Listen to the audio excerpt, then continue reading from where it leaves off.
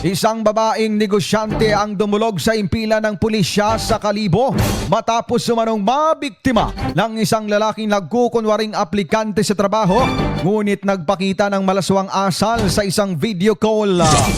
Ayon sa reklamo ng biktima, ang kinilala si alias na Charmaine, nagpost siya sa isang Facebook group upang maghanap ng magiging staff para sa kanyang bubuksang negosyo. Nagkomento mano sa naturang post ang isang lalaking nagngangalang Daniel Feliciano at nagpahayag ng interes na mag-apply sa trabaho.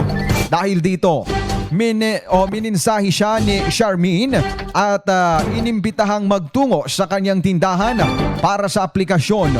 Ngunit makalipas lamang ang ilang minuto, tumawag umano ang lalaki sa pamamagitan ng video call.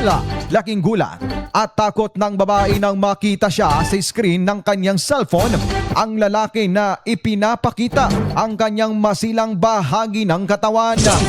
Dahil sa pagkabigla, agad na pinutol ni Charmaine ang tawag at nagtungo sa Kalibo Police Station upang iulat ang insidente. Nakahanda naman ang biktima na magsampa ng kaukulang kaso sa oras na matukoy at mahanap ang sospek. Patuloy namang pinaalalahanan ng mga otoridad ang publiko na maging maingat sa pagkikipag-ugnayan sa mga hindi kilala sa social media at agad na mag-report o agad na i-report ang anumang uri ng online harassment o malaswang gawain. Ngayon